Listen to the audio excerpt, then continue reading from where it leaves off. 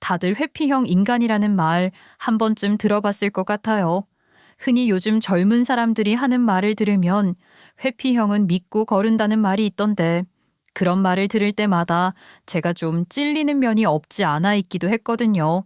따지고 보면 제 인생은 시작부터 계속 사이다 없는 고구마 같았고 또 늘 피하고 외면하는 것 투성이었으니까요. 어린 시절부터 열심히 노력을 했지만 내가 원하는 대로 흘러가지 않았던 인생 덕분에 도피를 하고 싶었던 마음이 컸는데 오히려 내 인생에서 가장 큰 사이다 한 방을 날려주는 경험을 하니 그동안 묵은 체증이 모두 다 날아가는 것만 같아서 너무 좋았거든요. 지금 생각해도 통쾌하고 속 시원한 제 이야기를 듣고 다들 답답한 일뿐인 세상에서 제대로 된 사이다를 마셨으면 좋겠어요. 안녕하세요. 저는 올해 41살로 결혼을 한 지 어느덧 11년 차에 접어든 주부예요. 세월이 벌써 이렇게 흘렀다는 것이 신기하기도 하네요. 제 직업은 학원 강사이고 남편 또한 저와 같은 직종에 종사를 하는 사람으로 저와 1살 차이가 나니 올해로 42살이 되었네요. 남편과 결혼을 하게 된 계기에 대해서 이야기를 하자면 제 어린 시절에 대한 이야기를 빼놓을 수가 없어요. 저는 초등학교 6학년이 되는 시점에 아버지 없이 엄마와 단둘이 살게 되었어요. 갑작스럽게 세상을 떠난 아버지를 대신해 엄마는 저를 먹여 살려야 한다는 사명감 하나로 정말 열심히 일을 하셨고 그러던 중 우연하게 여관을 인수하시게 되면서 젊은 날을 모두 그 여관을 운영하는데 모두 쏟아내시며 저를 키우셨어요. 엄마가 힘들게 저를 키운다는 걸 너무도 잘 알고 있었기 때문에 그런 엄마의 기대를 저버리고 싶지 않다는 마음이 매우 컸고 제가 보답을 할 수 있는 방법은 오직 공부뿐이라고 생각을 해 죽기 살기로 열심히 공부를 했던 것 같아요. 그래서인지 저는 이미 중학생 때부터 공부의 두각을 나타내면서 학교에서도 유명했어요. 제 밑으로 동생도 있었지만 동생은 애저녁에 힘든 엄마를 도와 이런 일 저런 일을 해가면서 공부와는 거리가 멀었기 때문에 애초에 엄마의 기대가 크지도 않았던 건 사실이었어요. 다만 저의 경우 동생과 똑같이 학원 수업을 듣게 해준 것도 없이 키웠는데 공부를 잘 하는 모습을 보면서 엄마는 저에게 점점 더 큰 희망을 부셨고요. 덕분에 학창 시절 내내 저는 온실 속 화초처럼 엄마의 온 신경을 받으며 자랐고 저 또한 저에게 거는 기대가 상당히 컸어요. 학창 시절 내내 반에서 1등만 줄곧 했고 전교에서는 1등부터 5등 사이에는 반드시 들어가는 정도로 똑똑했어요. 그러니 저는 저에 대한 자신감이 넘쳤고 저같이 똑똑한 아이가 좋은 대학을 가지 않으면 누가 갈 수 있을까 싶은 생각을 하면서 이제 조금만 더 노력하면 내 인생도 완전하게 달라질 것이라고 생각했고 그래서 더 모든 걸 바쳐서 공부에 매달렸던 것도 같아요. 하지만 실력은 배신하지 않는다는 말이 완벽하게 틀렸다는 것을 증명하듯 중학교부터 고등학교까지 줄곧 열심히 공부를 했고 그 실력을 인정받았던 것 때문인지 대학원이라는 행운까지는 저에게 주어지지 않더라고요. 너무 좋은 성적에 수시 진학을 시도해 충분하게 원하는 대학을 입학할 수 있음에도 불구하고 자꾸만 떨어졌고 결국 밀리고 밀려 수능까지 보게 된 저는 컨디션 난조로 완벽하게 망하게 되면서 내가 원하던 서울에 있는 사범대학 진학을 포기해야 하는 상황을 직면했어요. 솔직히 이런 상황까지 이르자 저는 대학 자체를 가고 싶지 않았고 마음 같아선 형편만 넉넉하다면 다시 재수를 하고 싶기도 했어요. 하지만 그럴 형편도 아니다 보니 어찌 해야 할지 몰라 방황만 하던 저에게 엄마가 조심스럽게 제안을 해오더라고요. 승아야, 당장 붙은 곳은 여기밖에 없는데 그래도 대학은 가야지. 네가 노력한 것도 있고 이렇게 버릴 순 없잖아. 그렇다고 내가 지방에 있는 대학을 가라고? 거기 가느니 그냥 나 대학 안 가는 게 나아. 이게 말이 돼? 나는 도저히 못 받아들여. 대학이 전부도 아니고 너는 어차피 교사하고 싶다고 했잖니. 그럼 대학 가서 공부 열심히 해서 임용고시 붙으면 되고 어떻게 매번 잘하겠어. 넌 똑똑하니까 가서도 분명 잘할 거야. 응? 그동안 쌓아온 모든 것들이 다 무너지는 기분이 들었고 학교 진학이고 뭐고 다 그만두고 싶었지만 엄마의 설득과 임용고시라는 큰 목표를 생각해서 못 이기는 척 진학을 했고 그렇게 오직 임용고시를 합격해 교사로 우뚝 서는 것만 바라보면서 대학 생활을 했어요. 입학 후 열심히 공부를 하면 분명히 노력은 결실을 맺을 것이라고 굳게 믿으면서 입학과 동시에 이 학교에 진학한 아이들과는 다르다는 일념 하나로 열심히 공부를 했어요.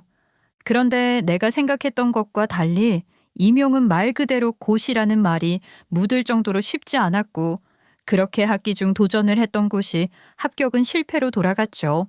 처음에는 학교를 다니며 한 공부니 당연히 그럴 수 있다고 생각했고 대학 졸업 후에 본격적으로 공부를 하면 충분히 원하는 결과를 얻을 수 있을 것이라고 굳게 믿었어요.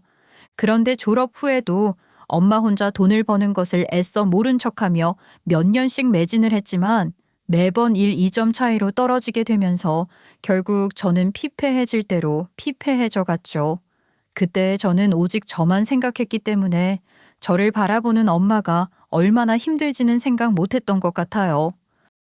승아야, 너무 힘들면 꼭 임용고시 보지 않아도 돼. 나는 네가 하고 싶은 일을 한다고 하면 언제든 응원할 거야. 그러니까 너무 실망하지 말고 또 안 붙었다고 우울해할 필요도 없고, 알았지? 그래도 어떻게 이래? 내가 몇 년을 공부했는데. 엄마도 알잖아. 내가 얼마나 열심히 했는지. 밤잠도 안 자고 남들 다 하는 것도 안 하고. 근데 어떻게 이래? 그래도 엄마는 우리 승아 믿어. 공부가 더 하고 싶으면 집으로 와서 돈 걱정 말고 해. 아이, 그리고 하기 싫으면 언제든 그만둬도 되고. 엄마는 단 한 번도 저에게 부담을 주거나 붙지 못한다는 것에 대한 원망을 한 적이 없어요. 하지만 이미 나이를 먹을 대로 먹은 저는 돈벌이도 못한 채 공부만 하고 있다는 그 사실 자체로 이미 눈치가 잔뜩 보였고 그래서 더 조급한 마음이 들었던 것도 맞아요. 그래서인지 오히려 그런 제 불안한 마음에 원래 제 역량대로 공부를 하지 못하게 만들기도 하고 결과적으로 자꾸 떨어지게 만드는 요인은 아닐까 싶은 생각을 하게 되더라고요. 그러던 중 결국 마지막 임용고시를 치른 후에 또 다시 아까운 점수로 떨어진 후 더는 두고 볼 수가 없다는 생각이 들어서 공부만이 능사가 아니라는 생각을 했어요. 물론 교사가 된다는 건 제 꿈이었기 때문에 쉽게 포기할 수 없었고 대신 제가 배운 국어라는 과목을 접목해서 지식을 알리고 이후에 선생님이 되었을 때 활용하기 위해 예행 연습을 한다는 마음으로 학원 강사 아르바이트를 시작했어요. 그렇게 호기롭게 시작한 강사 일은 제가 생각했던 것보다 훨씬 더 힘들었어요. 그렇다 보니 자꾸만 퇴근 후 공부를 하는 일이 쉽지 않았고 자꾸만 나태해지는 저를 발견하겠더라고요.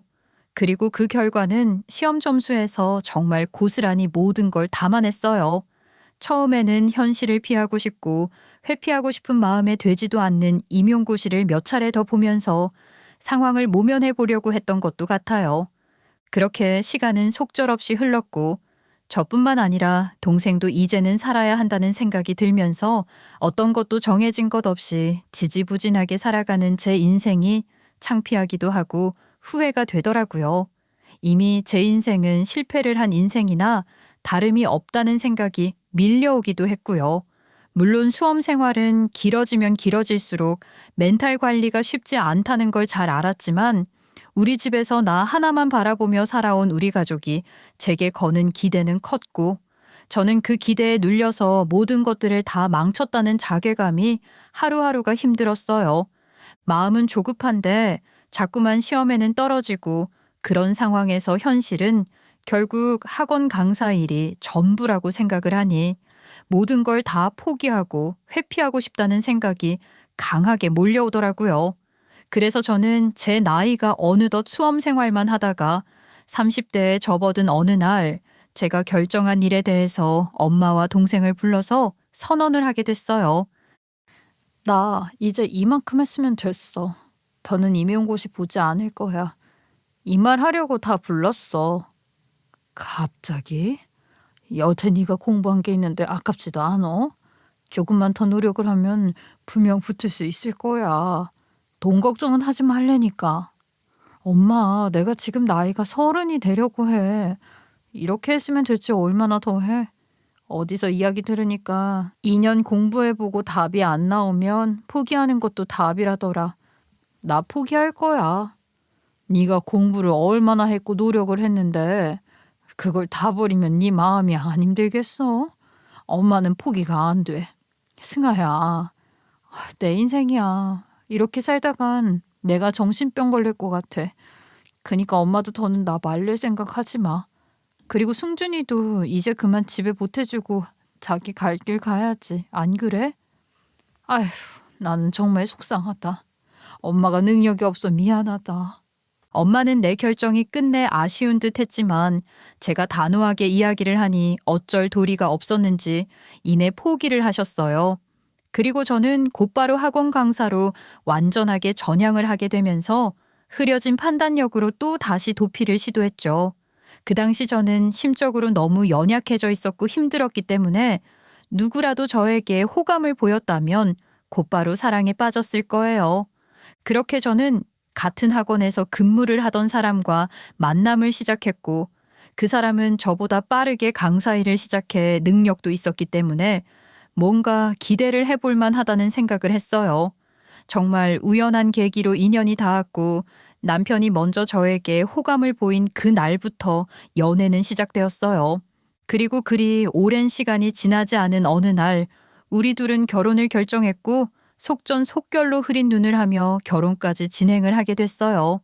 지금 생각해보면 제 상황이 그렇게 힘들지 않았다면 남편과 결혼까지 할 생각을 가졌을까 싶은 마음이 들기도 하지만 그 당시 많이 연약하고 힘들었던 나는 이런 내 상황을 완벽하게 바꿔줄 수 있는 건 오직 남편과의 결혼이라고 생각을 했던 것 같아요. 짧은 시간 만남을 가지고 곧바로 결혼으로 넘어갔던 사이지만 결혼을 하는 과정 자체에서도 모든 것들이 다 순탄하게 돌아간 건 아니에요. 결혼을 위해 거쳐야 할 것들이 너무 많았고 그 과정에서 갑작스럽게 하게 된 결혼인 만큼 거치고 넘어가야 할 것들이 많았기도 하거든요. 그 중에서도 시어머니를 처음 뵈러 인사를 하러 간 날부터 평탄하게 흘러가지는 못했어요. 안녕하세요, 어머니. 진웅 씨랑 결혼을 하게 된 최승아라고 합니다. 처음 뵙겠습니다. 그래, 학원 강사하면서 꽤 좋은 여자 데리고 올 것 같더니 결국에는 또 같은 학원 강사인 너를 만나서 결혼을 하는구나, 우리 진웅이가. 엄마, 승아 씨도 나랑 같은 일 하는 사람인데 그렇게 말은 하지 마세요.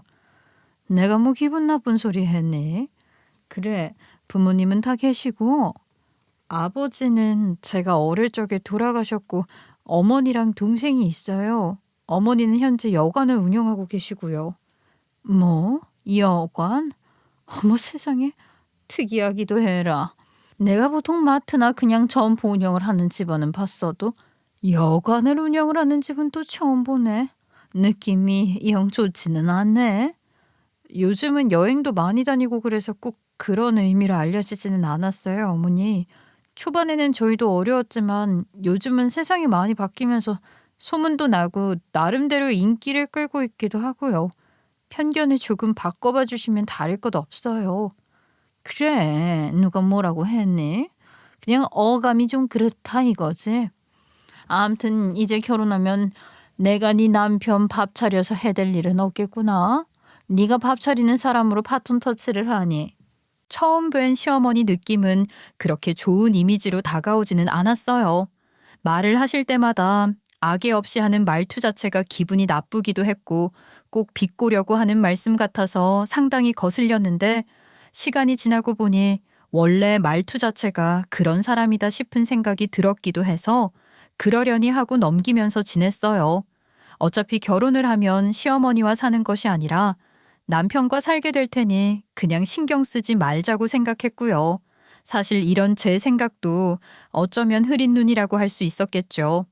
저희 엄마는 제가 결혼을 하려고 하는 사람이라는 말을 듣고 묻지도 따지지도 않고 남편을 받아들였고 어차피 제가 선택한 사람이니 더는 생각하지 않고 결혼을 응원하겠다는 말씀을 해주셨어요. 늘 그렇듯 제가 한 결정을 지지하고 믿어주셨던 것이지요. 그렇게 결혼을 하고 난 후 자리를 잡게 되고 정말 결혼 초에는 매일을 불안하게 살았던 나날과 달리 마음이 편안해지는 걸 느꼈어요. 그래서인지 저는 결혼을 하고 난 후 얼마 지나지 않아서 아이가 생겼고 출산을 앞두게 되었어요. 막상 출산을 하려고 하니 어떤 것도 해본 적이 없는 저는 친정 엄마에게 도움을 청할 수밖에 없더라고요. 시어머니는 도움을 주실 리 만무하기도 했지만 도와준다고 해도 제가 불편했고 친정 엄마가 붙어서 도와주는 것이 편하게 느껴졌기 때문이기도 했어요. 그리고 그런 제 요청을 친정엄마는 거절하지 못했고 그렇게 여간일과 제 아이를 함께 돌봐주는 것을 병행하면서 바쁘게 지내시게 되었어요. 하지만 막상 아이를 돌보면서 여간일을 함께하는 엄마는 예전에 제가 알던 젊은 시절의 엄마가 아니었다 보니 체력의 한계를 느끼시는 것 같았어요. 그래서 고민 끝에 친정엄마에게 제가 먼저 제안을 하게 됐고요. 어휴, 아침 6시부터 나와서 너 보고 애 보고 다시 밤에 여관 가서 카운터 보고 힘들어서 못하겠다. 힘들지. 엄마 몸이 2개도 아니잖아. 그래서 말인데 엄마 이제 여간으로 돈도 벌 만큼 벌었고 내가 애 봐주는 돈도 주고 그니까 이제 여간은 정리해보는 게 어때? 아직 내가 할 능력도 있고 또 한창 잘 되고 있는데 갑자기 정리하는 거 나중에 후회하진 않을까 싶어서 또 내가 이거 엄청 오래 운영했잖니. 추억도 있고. 그래도 지금 나는 엄마가 필요하고 엄마는 2개 다 운영하려면 힘들고 굳이 안 해도 먹고 사는데 힘들 필요가 있나 해서 잘 고민해봐. 승준이 물려줘도 되고. 승준이는 자기 하는 일 한다고 안 하겠다고 예전부터 얘기를 했었어. 네 얘기를 듣고 보니까 그 말도 일리가 있네. 천년만년 할 수 있는 것도 아니고. 그러면 정리를 하긴 해야겠다. 친정엄마는 제 제안을 듣고 곰곰이 생각해 보시더니 본격적으로 여간을 정리하신다고 했어요. 저 또한 엄마 얘기를 듣고 잘 생각했다고 이야기를 하면서 여간을 팔려고 부동산에 내놓았고 그 얘기를 시댁 식구들과 식사하는 자리에서 별 생각 없이 이야기했어요. 어머니, 저희 엄마 운영하시던 여관 정리하려고요. 지금 부동산에 내놨어요. 여관을? 갑자기 왜? 그렇게 운영이 잘 된다면서? 그렇긴 한데 제가 하진이 낳고 엄마가 봐주시기도 하고 병행하는 것도 힘들고 해서요. 그래? 예. 그럼 그 여관 나한테 넘기면 어떻겠니? 네? 어머니에게요? 어머니 여관 운영하는 거 별로라고 하셨잖아요. 예. 내가 또 언제 별로라고 했니? 너는 말을 참 이상하게도 잘하더라. 그리고 지금도 운영이 그렇게 잘 된다면서 그걸 남주는 이 사돈한테 팔면 좋지. 내가 돈도 정확하게 줄게. 그래요? 권리금이랑 매매 대금이랑 다 정확하게 주셔야 해요. 그거 팔고 나온 돈으로 저희 엄마도 노후 준비하시는 거라. 당연하지. 워낙 잘 되는 집인데 그런 거 안 주고 그냥 하면 오히려 탈난다 너. 우연하게 한 이야기로 시어머니는 저희 친정엄마의 여관을 물려받았고 무조건 장사가 잘 될 것이라고 굳게 믿고 시작한 여관 영업은 시어머니가 소유자가 되자마자 이상하게도 제대로 된 장사가 되지 않았어요. 정말 신기할 정도로 파리가 날렸고 마가 낀 건지 그 주변에서 흉흉한 사건이 터지게 되면서 손님이 뚝 떨어져 이제는 하루에 몇 팀도 받지 못하는 수준이라고 하더라고요. 잘 되던 여관이 운영이 안 되자 시어머니는 그 탓을 조금씩 친정 엄마에게 몰기 시작했어요. 예, 여관 말이다. 원래 잘 안 되던 곳인데 팔아넘길 생각으로 거짓말해서 나한테 판 거 아니니? 아우 나 사기당한 거 같아 꼭. 예? 어머니 그건 절대 아니에요. 저희 진짜 그 여관 운영해서 집 샀을 정도로 잘 됐는데요? 아니 그렇잖아. 엄청 잘 되던 곳이 주인 바뀌었다고 하는 것도 아니고 갑자기 안 될 일이 있니? 정말 사기를 친 거라면 사돈 진짜 못돼 처먹은 거야? 어머니, 말씀을 그렇게 하세요. 그런 일 절대 없어요. 그리고 주변에 사건도 터지고 그래서 손님이 줄었을 수도 있고요. 리모델링을 하든 뭔가 좀 잘 되게 노력을 해보는 게 좋겠어요. 그러면 뭐 네가 와서 전단지라도 돌려보든가. 장사가 잘 안 되자 모든 책임을 은근슬쩍 친정엄마에게 넘기는 시어머니의 발언에 스트레스를 받는 건 당연했는데 그 얘기를 듣고 남편까지도 은근슬쩍 잘못된 여관을 넘긴 거 아니냐는 식으로 저에게 스트레스를 주더라고요. 근데 그렇게 장사가 잘 됐는데 뭘로 증명을 해? 뭔 소리를 하는 거야? 엄마 수입인데 그걸 왜 우리가 증명받아?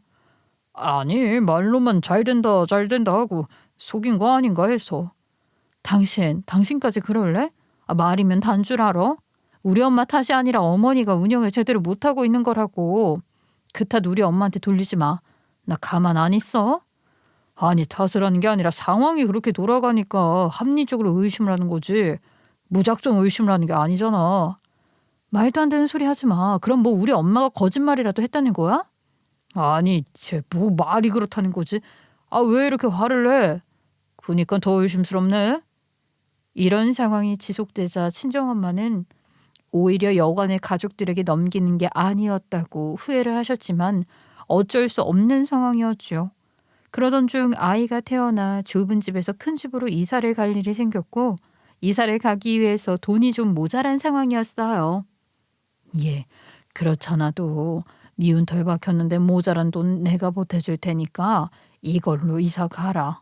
그리고 이사 가면 꼭 시댁 어른들 먼저 불러서 집들이 해. 엄마는 나중에 편하게 가도 되니까. 알았지? 엄마의 도움에도 자신을 뒤로 미루는 모습이 너무 화가 나고 억울했지만 엄마의 당부에 따라서 시댁 식구들 먼저 초대를 해 집들이를 했어요.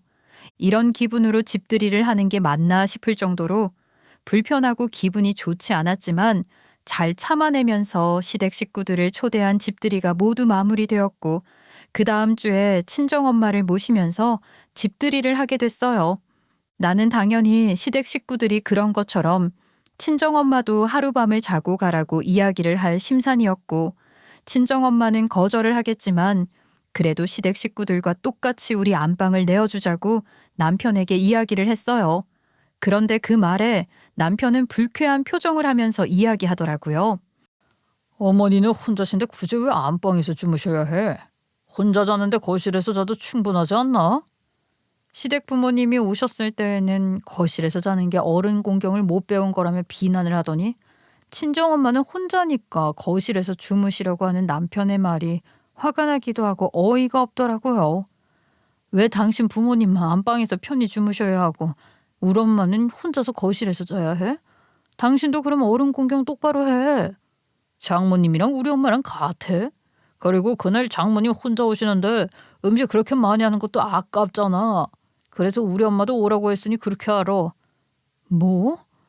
우리 엄마도 어른이고 똑같이 어려운 분이야. 그날 무조건 안방에서 잘 거야. 혼자 자는 게 불만이면 내가 엄마랑 둘이 잘 거니까 그렇게 알아. 그리고 어머님 오시는 것도 통보했으니까 난 못 받아들여. 그렇게 알아. 아이, 모르겠고 이미 그렇게 하기로 한 거니까 그렇게 알아. 내 말을 무시하면서 출근을 해버렸고 저 또한 신경 쓰지 않았어요.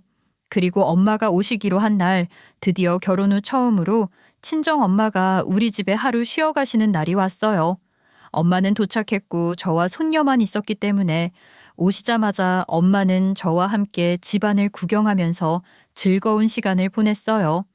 몇 시간 뒤 남편이 퇴근을 했고 친정엄마는 그런 남편을 보면서 반갑게 인사를 건넸어요. 그러자 남편은 친정엄마를 보고는 불편한 내색으로 인사를 하는 둥 마는 둥 하더니 잠시 저를 아이 방으로 오라며 부르더라고요. 아이 방 문을 열고 들어간 저를 보자마자 남편은 황당한 이야기를 했어요. 자, 이 열쇠 받고 장모님 오늘 주무시고 간다고 해도 우리 엄마 곧 오니까 장모님은 오늘 당장 내보내. 이거 어머님이 운영하는 여관 열쇠 아니야? 지금 뭐 하는 거야? 내가 뭘 하긴 뭘 해. 내가 저번에 이미 다 말한 내용이잖아. 그럼 이 집 지분이 지금 내가 더 많은데 우리 엄마를 재워야겠냐? 아니면 장모님을 재워야겠냐? 여기 당신 지분만 들어갔어? 그리고 우리 엄마는 이제 처음 왔는데 왜 여관에 가서 자야 해? 시어머니 집은 근처잖아. 오셨다가 어머니야말로 집으로 가서 주무시라고 해.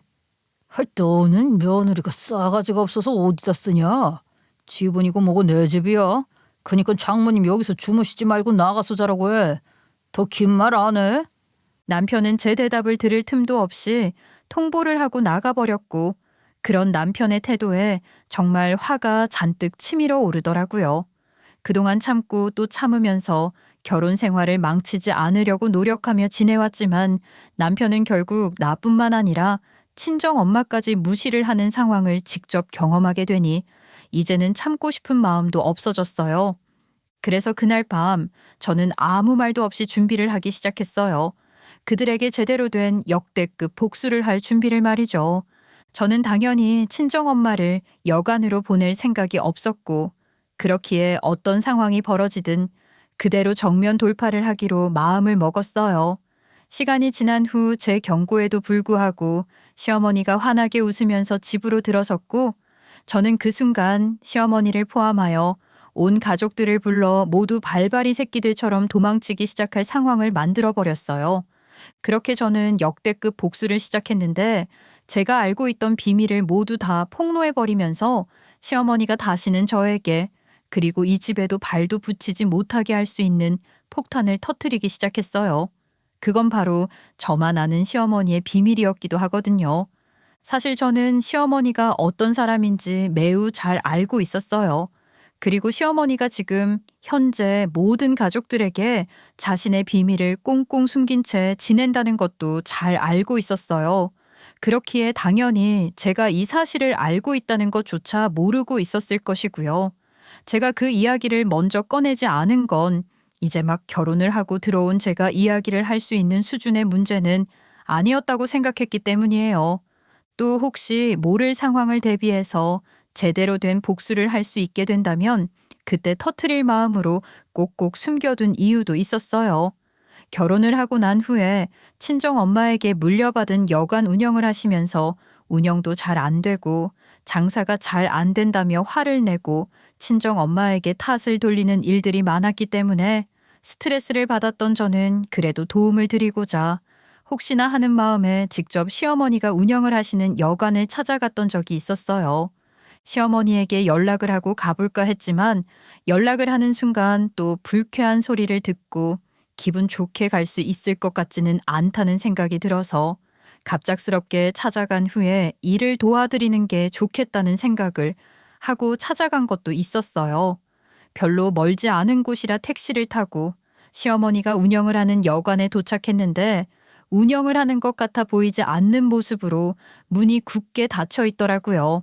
순간적으로 오늘 쉬는 날이신가 싶은 생각을 하면서 돌아서 가려고 하는 그 찰나 뭔가 이상한 느낌이 강하게 들면서 꼭 여관 출입문을 열어봐야 할 것 같은 기분이 들었어요.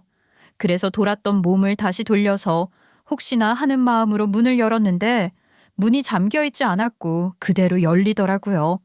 간판도 다 꺼져 있고 전혀 운영을 하는 것 같지 않은데 문이 열리니까 운영을 하는데 잘못 생각했나?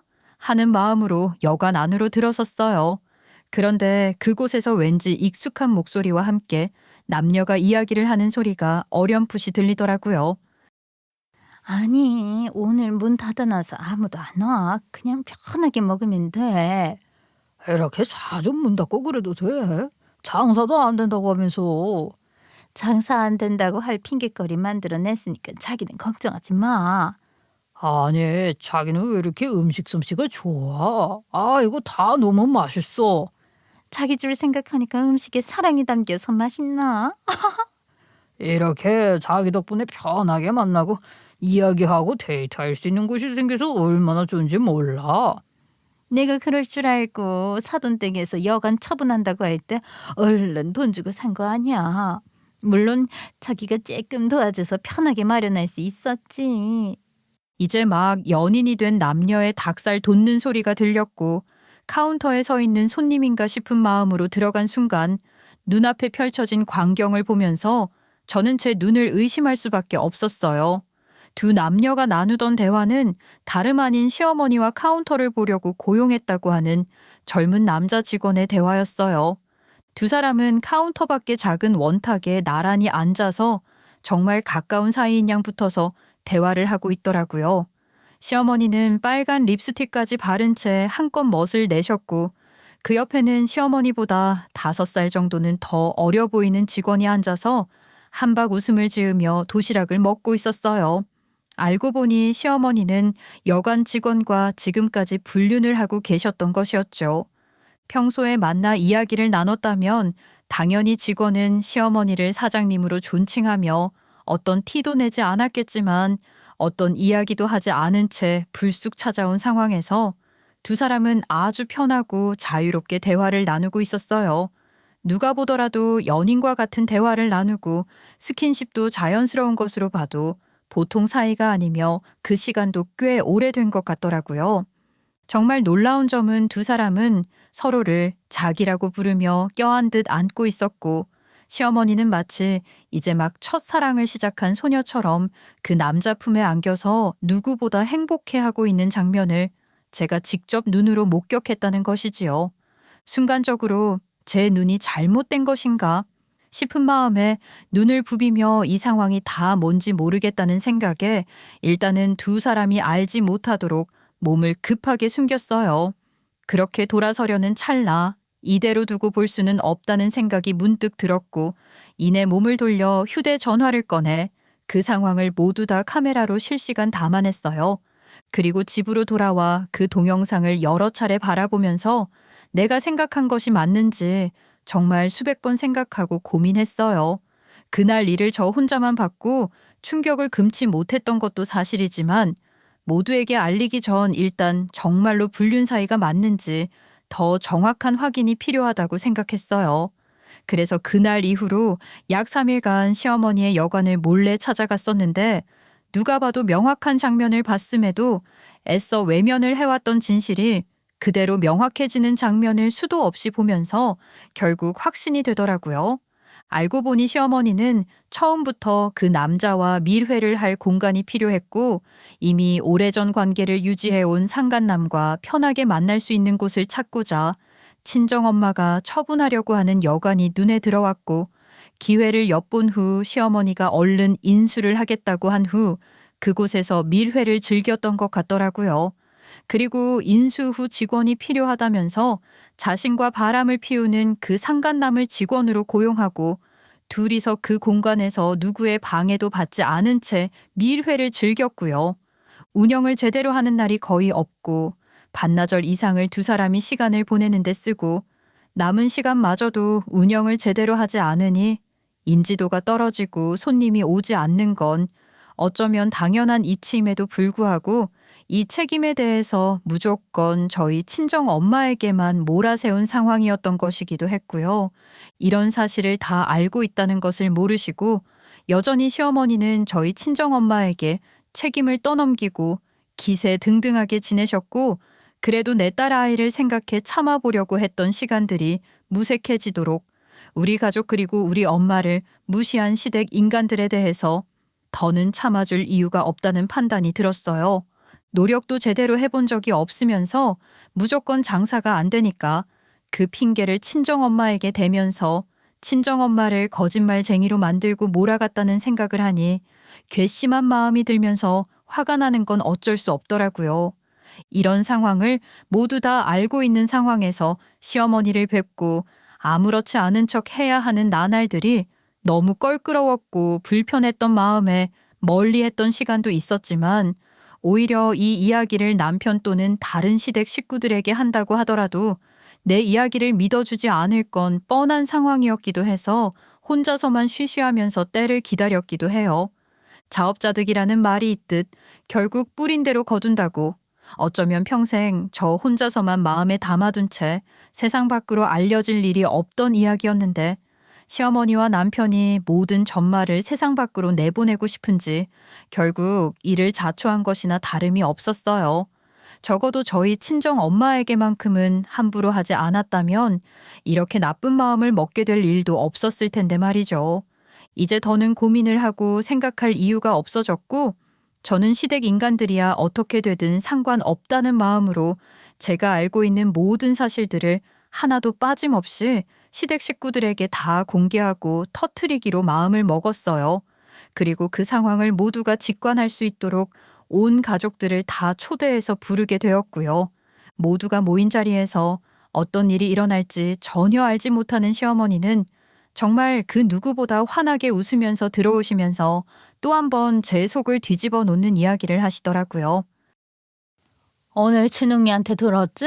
오늘 나 여기서 자고 갈 거니까 사돈은 거실에서 주무시든 여관에서 주무시든 하시고 나는 안방에서 자면 되겠다. 네, 어머니. 어머니가 그렇게 하고 싶으시면 그렇게 하세요. 근데 음식을 너무 많이 해서 제가 아버님이랑 신우 다 불렀어요. 같이 밥 좀 먹게요. 괜찮죠? 괜찮죠, 엄마? 친정엄마 한 번만 오신다는데 무슨 음식을 그렇게 많이 했어. 아까우니 어쩔 수 없지. 다들 와서 먹고 가라고 해라.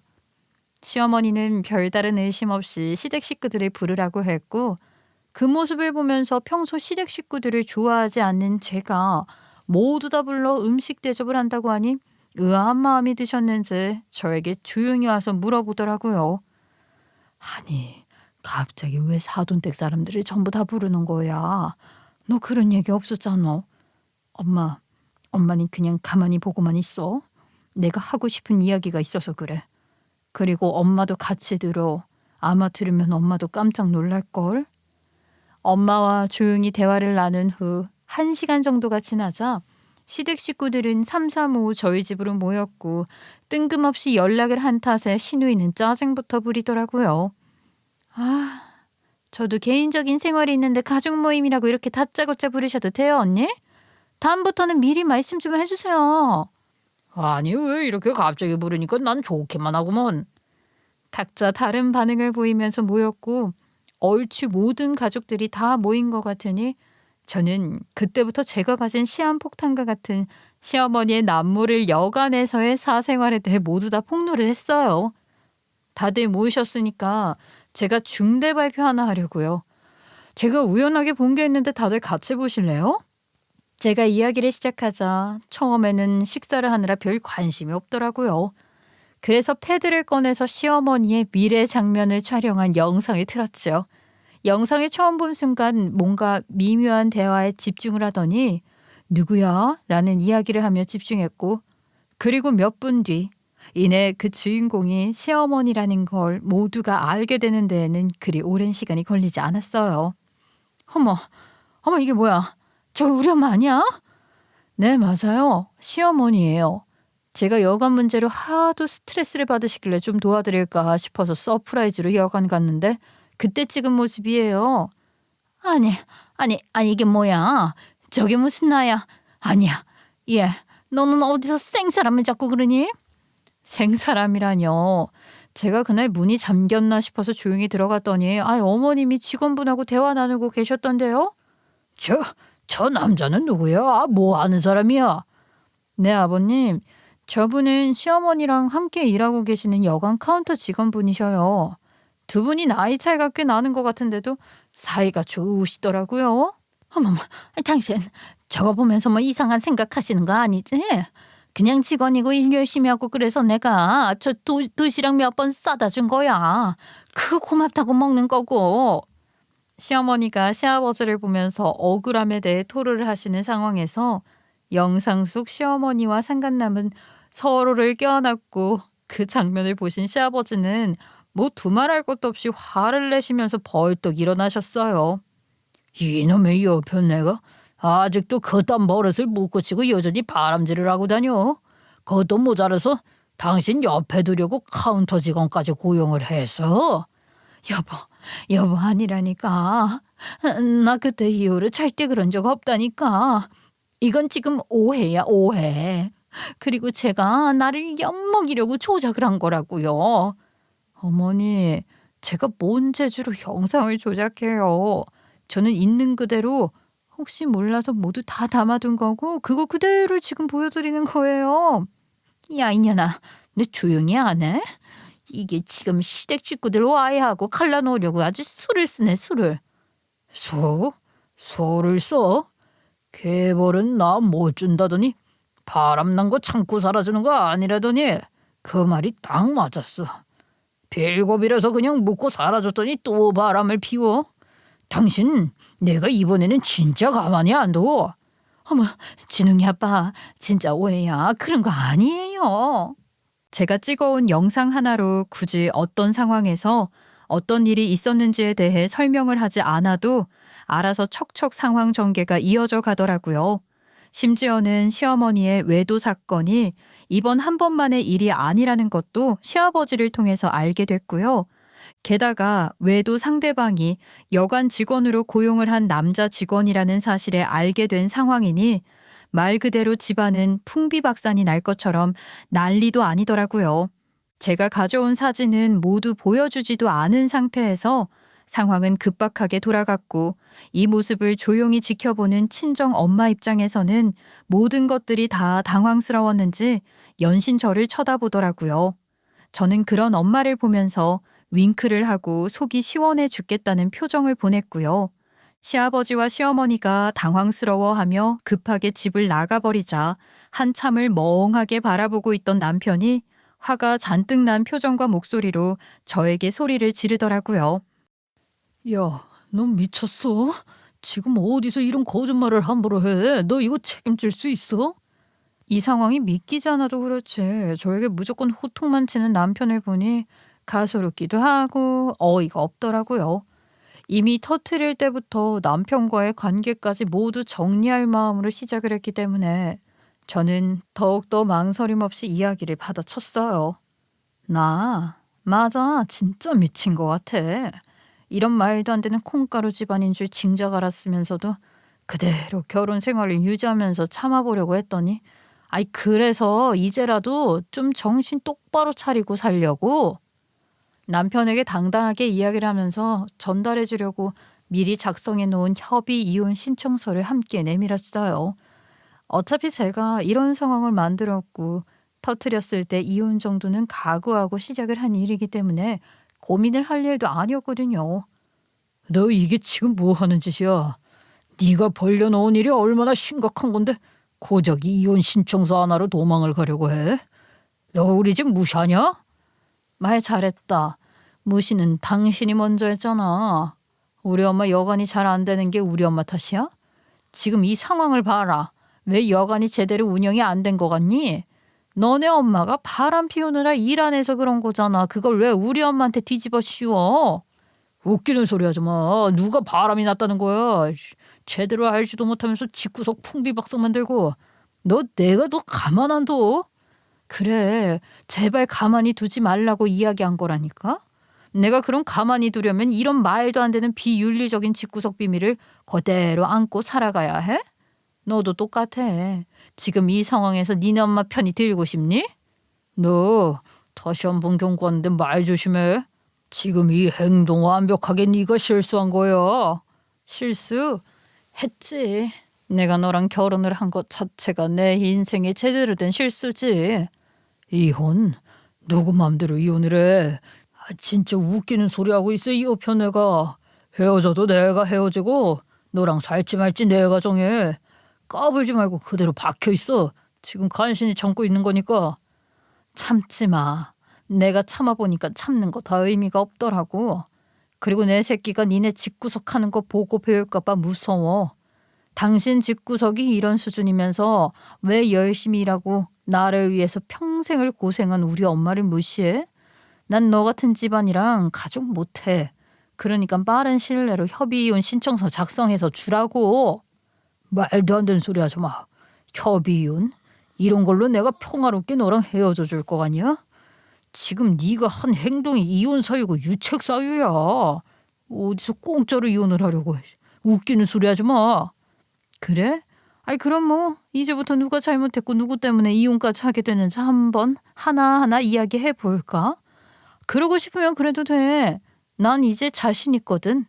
남편과의 다툼이 마무리가 될 것 같지 않을 것 같다는 생각이 들자 시간을 끌 필요가 없다고 생각했어요. 제 마지막 말을 끝으로 남편이 무언가를 더 이야기하려고 했지만 저는 더는 이야기할 필요가 없다고 느꼈고 그대로 남편의 말을 무시한 채 그대로 친정엄마를 따라서 아이와 함께 집을 나왔어요. 친정엄마는 집으로 향하면서 이게 다 무슨 일이냐며 이야기를 하셨지만 저는 그동안 참고 지냈던 것들을 한 번에 복수한 듯한 기분이 들면서 10년 묵은 체증이 한 번에 싹 내려가는 것 같은 기분이더라고요. 그래서 오히려 집으로 가는 길 내내 즐겁고 행복하더라고요. 이제 다시는 안 보고 살 수 있고 시댁 눈치도 보지 않고 하고 싶은 말을 할 수 있다고 생각하니 너무 기분이 좋고 행복하더라고요.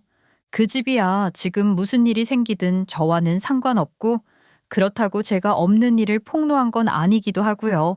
뿌린 대로 거둔다고 본인들이 한 일에 대해서 이제부터는 어른답게 본인들이 책임을 져야 할 일이니까요. 그날 이후 친정엄마와 시간을 보내면서 하루하루가 너무 즐겁고 행복했어요. 그러면서도 친정엄마는 제가 시댁 식구들로부터 어떤 취급을 받고 지냈는지 알게 되면서 내내 속상해 하시더라고요. 나는 네가 어떤 취급을 받으면서 지내고 있는지도 몰랐다 정말. 겉봐 무조건 참으라고만 한 거 후회하지? 이렇게까지 너를 무시하고 함부로 하는 집구석인지 몰랐지.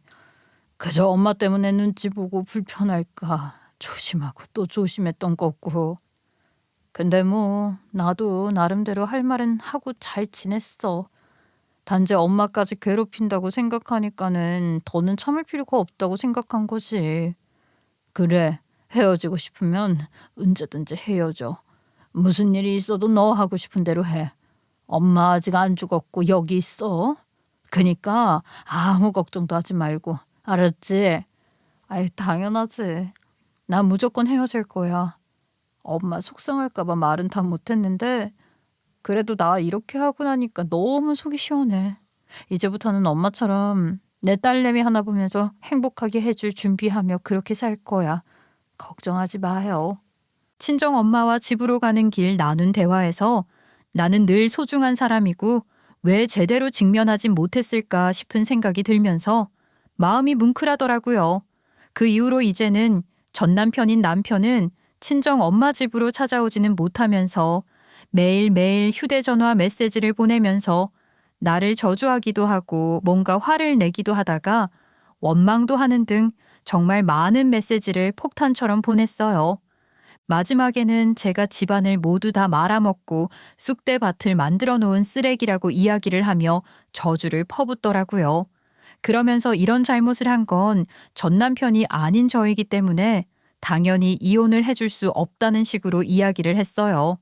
남편의 그런 메시지를 받고 난 후 저는 처음에는 무시를 했지만 협의 이혼 신청서 작성은 해줄 생각이 없어 보이고 이렇게 시간만 흐르다간 이혼을 하지 못할 것 같은 생각이 들더라고요.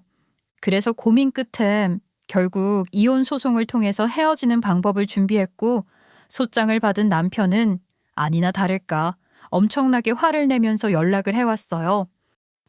야, 넌 미쳤어 지금? 내가 이혼을 안 해주니까 지금 소장을 보내. 누가 유책 배우자인지 몰라서 이렇게 행동하냐?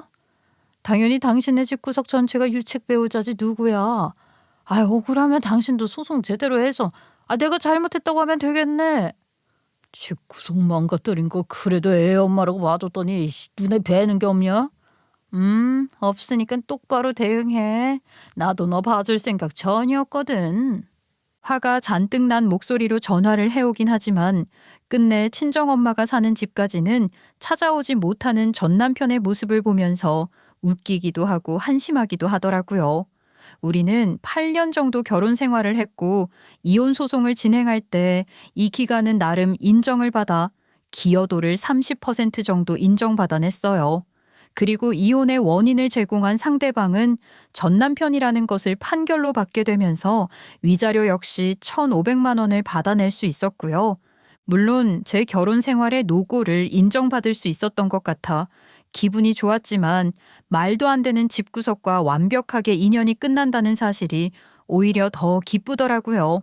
그렇게 전 남편과 관계는 모두 정리가 됐지만 무엇보다 궁금한 건 제가 던진 폭탄으로 인해서 시댁 식구들, 특히 그 중에서도 전 시부모님은 어떻게 되었을지 궁금하더라고요. 이에 동네에도 소문이 난 상황으로 우연하게 듣게 되었는데 두 분은 그날 이후 상당한 갈등을 겪었고 결국 전 시아버지는 전 시어머니의 바람기를 용서하지 못했고 우리와 똑같이 이혼 소송을 통해서 이혼을 하셨다고 하더라고요. 또 제가 시아버지에게 불륜 상대를 먼저 찾아서 알려드린 덕에 상간남을 찾아야 할 수고로움이 전혀 없이 상간남을 상대로 상간자 소송을 진행하게 되었다고 하더라고요. 동네가 떠들썩하게 이혼을 한 탓에 전시댁이 살고 있는 지역에서 이 사건을 모르는 사람이 없을 정도라고 하니 아마도 더는 그 동네에서 살지 못하는 건 아닐까 싶은 생각이 들기도 했어요. 아마 이런 상황에서 전 시어머니는 전 남편에게 자신의 상황을 좀 해결해 줄 것을 요구했다고는 하는데 전 남편 역시 시어머니로 인해 와이프였던 저와 이혼까지 하는 마당에 어떤 도움을 줄 수도 없었겠죠. 또 저에게는 화를 잔뜩 냈지만 전 남편 역시 시어머니의 외도 사실에 대해 상당한 충격을 받고 배신감을 느낀 것도 사실일 것이고요.